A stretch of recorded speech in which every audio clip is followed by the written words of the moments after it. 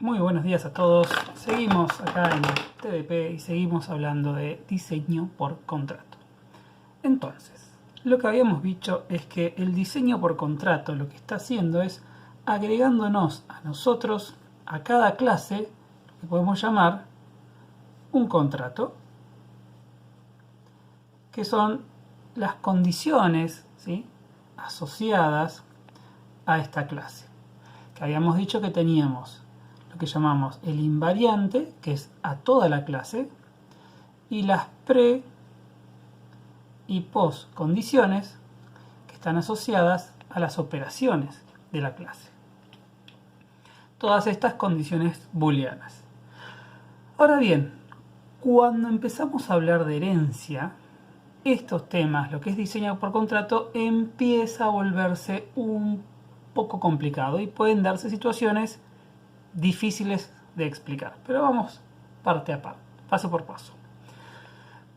Obviamente acá estamos hablando de herencia y estamos hablando del principio de sustitución. Queremos que sea válido ese principio de sustitución. Eso quiere decir que si yo tengo que la clase E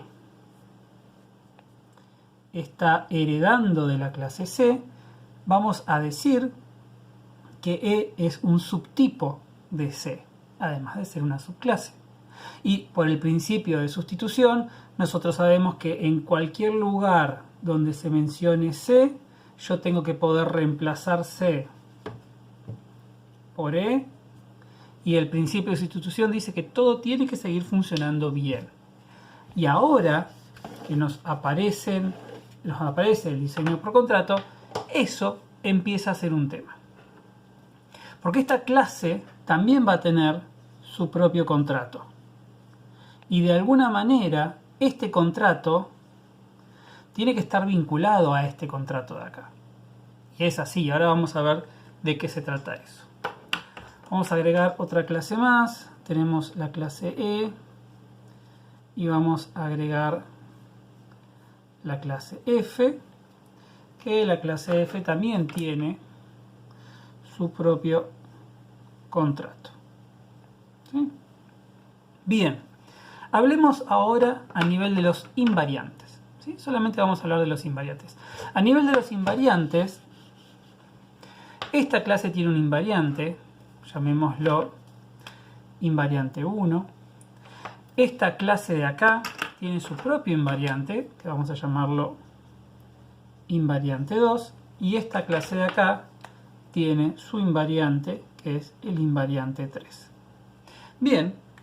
Cuando hablamos de herencia y si queremos respetar el principio de sustitución, nosotros sabemos que si E hereda de C, estamos diciendo que E es un subtipo de C. O más comúnmente decir, bueno, E es C, porque hereda de C. Y al heredar de C, también está heredando sus invariantes. Eso quiere decir que a nivel de la clase E, los invariantes que tienen que ser válidos son los invariantes que define la misma clase E, más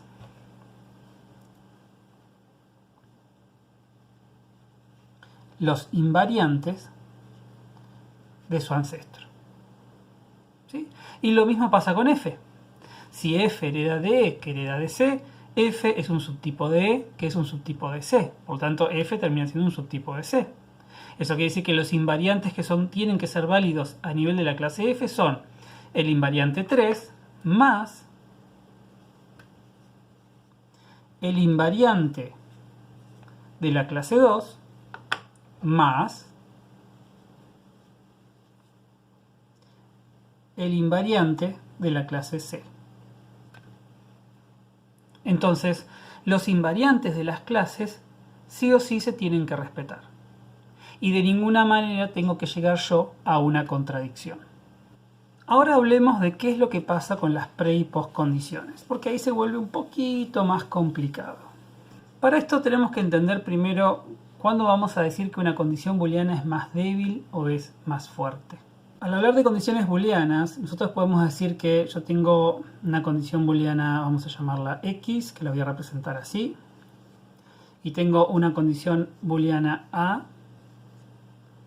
y otra que es B. Nosotros vamos a decir que la condición booleana A es más fuerte que la condición booleana X cuando A implica X. Esto quiere decir que A implica X, quiere decir que si A es verdadero, entonces sí o sí X es verdadero. ¿Sí? Esto es A es más fuerte que X. Más fuerte quiere decir que si esta es verdadera, esta siempre es verdadera. Un ejemplo de esto podría ser si nosotros decimos que esto es B mayor a 8 y esta decimos B mayor a 10. Si B es mayor a 10, B siempre va a ser mayor a 8. Entonces esta implica esta. Si esta es verdad, siempre esta va a ser verdad. No hay ningún caso en el cual B tome un valor que haga que esta sea verdad y que esta sea falso. Entonces decimos que esta es más fuerte. Obviamente vamos a decir que si A es más fuerte que X, X decimos que es más débil que A. Lo mismo pasa acá. B es más débil que X si X es más fuerte que B. Entonces si yo digo de vuelta B mayor a 8 y acá digo que esta es corta mayor a 5. De vuelta, yo tengo acá casos, siempre tengo casos acá que hacen que esta sea verdadera. Entonces esta es más fuerte que esta. O al revés, existen casos en esta condición booleana de valores de B que acá son verdaderos pero acá son falsos. Por ejemplo, B igual a 6. Entonces decimos que esta es más débil que esta. Esto es importante para cuando empecemos a hablar de pre y post condiciones. ¿Por qué? Supongamos que yo tengo una operación que es F, ¿sí? Y F tiene una precondición que es A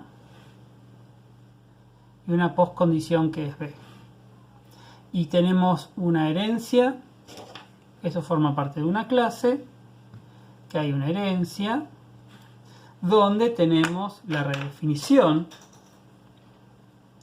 de F con B' como postcondición y A' como precondición.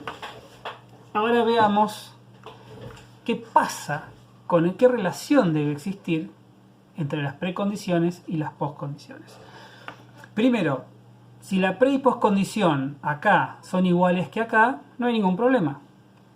Recuerden, si yo no modifico la operación, si yo no hago una redefinición, yo heredo todo tal cual como está. Eso es la operación, sus precondiciones y sus postcondiciones. Pero la herencia me permite redefinir esta operación. Vamos a decir que esto es de la clase A, esto es de la clase B y que la clase A hereda de B. B puede redefinir, acá está F, y B puede redefinir la operación F. Si yo redefino una operación, puede que yo redefina sus pre y postcondición.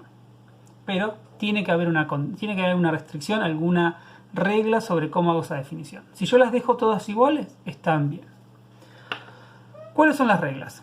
Como el principio de sustitución tiene que seguir siendo válido, yo estoy usando la F de A y después paso a usar la F de B, eso tiene que ser transparente para la persona que lo está usando.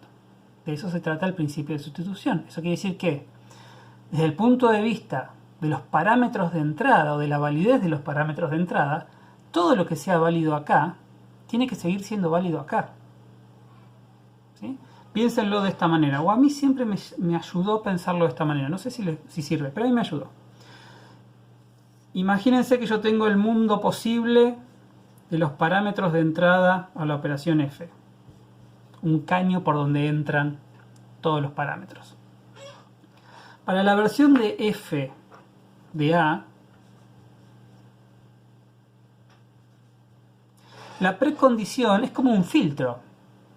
La precondición básicamente está diciendo, bueno, de todos estos yo solamente voy a dejar pasar algunos, ¿sí?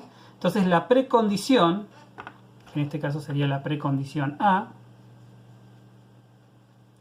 lo que está diciendo es, bueno, algunos de los parámetros de entrada no pueden pasar porque no verifican la precondición, entonces no se puede hacer de esa manera, pero otros sí los dejo pasar. Ahora bien, cuando hablamos de la f que está en la clase B, estamos hablando de la f que está en la clase B, que define una precondición A'. Nosotros lo que decíamos es, por el principio de sustitución, todo lo que yo estoy haciendo con la f de A tiene que seguir funcionando con la f de B. O sea, si yo cambio a qué instancia estoy referenciando, todo tiene que seguir funcionando. Es decir, todos estos parámetros tienen que seguir funcionando. De vuelta, si yo los dejo tal cual como está perfecto. ¿Puedo modificar la precondición? Sí, pero la única forma de modificarla y mantener que todos los parámetros que antes funcionaban sigan funcionando es haciendo que sea más débil. Perdón, dudé por un segundo.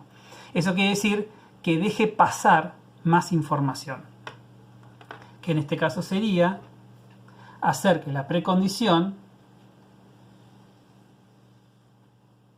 sea un filtro más grande. Eso quiere decir que todo lo que antes pasaba sigue pasando. Esta podría dejar pasar algo que antes no se dejaba pasar, no hay problema. Porque desde el punto de vista de esta f, si yo la veo definida desde la clase A, yo no me voy a enterar de esto. Lo voy a usar solamente con esto. Y todo yo estoy seguro que como esta condición es más débil, ¿sí?, todo esto que viene acá sigue pasando por acá. Si yo hubiese hecho un filtro más chiquito, una condición más fuerte,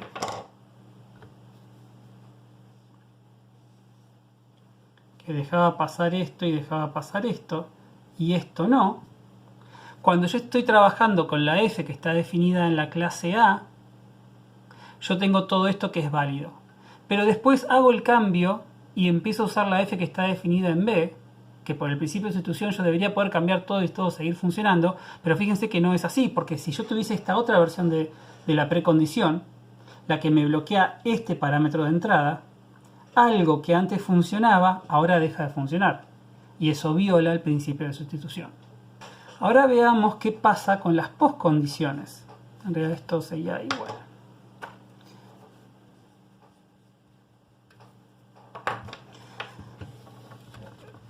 Sigamos con la analogía de estos filtros y este caño por donde pasa todo, solamente que ahora lo vamos a considerar desde el punto de vista de lo que sale, ¿sí?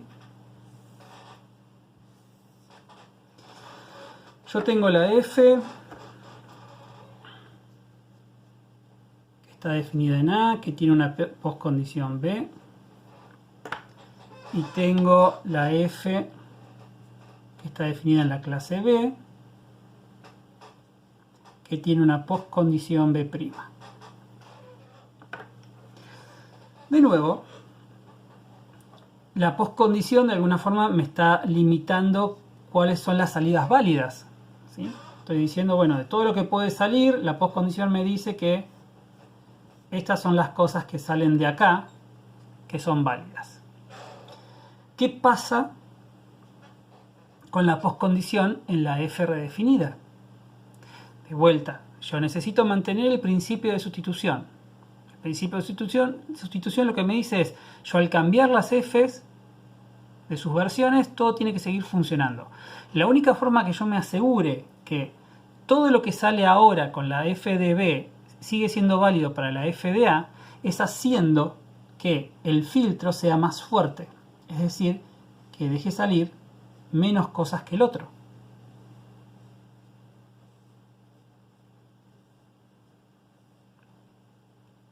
Porque si yo lo miro desde este punto de vista, ¿sí?, todo lo que sale de acá es válido según esta postcondición.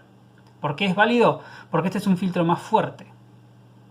Y todo lo que sale de acá implica lo que sale de acá. ¿Se entiende eso?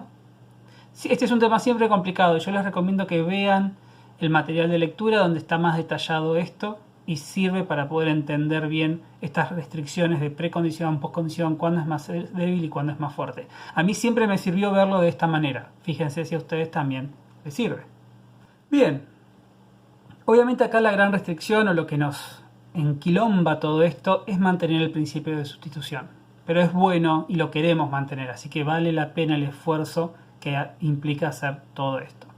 Porque el principio de sustitución nos ayuda en la correctitud de nuestro programa, ¿sí? Así que bien, esto es lo que es diseño por contrato. Esto va de la mano de la correctitud, que tiene que ver con los factores de calidad, que es otro tema que vamos a ver, que les voy a dejar material de lectura al respecto. Espero que estén bien y seguimos en la próxima clase.